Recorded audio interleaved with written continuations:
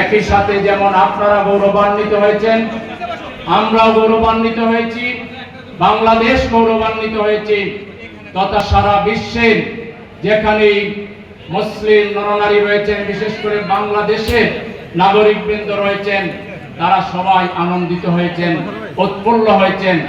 এই গৌরবের মূল কৃতজ্ঞতা পাওয়ার, এই গৌরবের মূল সম্মান পাওয়ার অধিকারী হচ্ছেন আপনারা। এজন্য আপনাদেরকে আমরা স্যালুট জানাই এবং আপনাদের কাছে তিনি যে ওয়াদা করেছিলেন, তিনি নির্বাচিত হলে আপনাদের পাশেই থাকবেন, আপনাদের কথা শুনবেন। আমরা দেখছি নির্বাচনের পরে, জাতীয় সংসদে শপথ দেওয়ার পরে আপনাদের এলাকায় এসে ঝাড়ু হাতে নিয়ে এলাকাকে পরিচ্ছন্ন রাখার তিনি যে দৃষ্টিভঙ্গি দিয়েছেন, তিনি যে গাইডলাইন দিয়েছেন, এবং একই সাথে প্রায় প্রত্যেকটা জুমাবারে কোন না কোন মসজিদে জুমার নামাজ আদায় করছেন, ওয়াক্তিয়া নামাজে বিভিন্ন মসজিদে নামাজ আদায় করে আপনাদের সাথে কুশল বিনিময় করছেন, আপনাদের কথা শোনার চেষ্টা করছেন। একটা অফিস নেওয়া হচ্ছে, আর কিছুদিন পরেই সেখানে তিনি বসবেন। আপনারা মন খুলে ভোট দেওয়ার সময় কাছে গিয়ে তাকে দেখতে পারেন নাই, আপনারা ব্যালট বাক্সে ব্যালট দিয়েছেন, আকাঙ্ক্ষা ছিল কাছে গিয়ে দেখবেন, সেই কাছে গিয়ে দেখারও সুযোগ ইনশাআল্লাহ হবে। আমরা শুধু এটুকু বলতে চাই, জামাতে ইসলামী যে কথা বলে সেই কথা কাজে পরিণত করার জন্য চেষ্টা করে, কথা এবং কাজের মিল রাখার জন্য ইনশাআল্লাহ আমাদের আমির জামাত চেষ্টা করবেন। আপনাদের কাছে শুধু অনুরোধ করব, তাড়াহুড়া করবেন না, হতাশা ব্যক্ত করবেন না, ধৈর্য ধরে থাকবেন।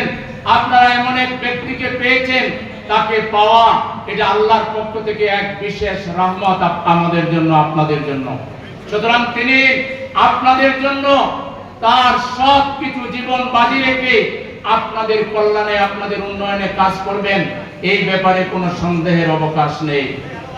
শুধু তিনি একা করবেন না, ইনশাআল্লাহ তার পাশে তার কর্মীরা, আমরাও জীবন বাজি রেখে এই এলাকাবাসীকে আজীবন আমরা শ্রদ্ধার চোখে দেখব, আমরা মায়ার চোখে দেখব, এবং ইনশাআল্লাহ আপনাদের সমস্যাকে আমরা আমাদের নিজেদের সমস্যা মনে করে প্রত্যেকটা সমস্যা চিহ্নিত করে একটা একটা করে, যেহেতু 5 বছরের জন্য আপনারা নির্বাচিত করেছেন, 5 বছরের মধ্যে অগ্রাধিকার ভিত্তিতে আমরা আগাবো এবং এই এলাকার প্রত্যেকটা সমস্যার সমাধান করে আমরা ঐক্যবদ্ধভাবে এই এলাকাকে গড়ে তোলার জন্য ধর্ম, জাতি, ধর্ম, বর্ণ নির্বিশেষে আমরা এক এবং একাকার হয়ে আমাদের এলাকার উন্নয়নের জন্য আমরা কাজ করে যাব।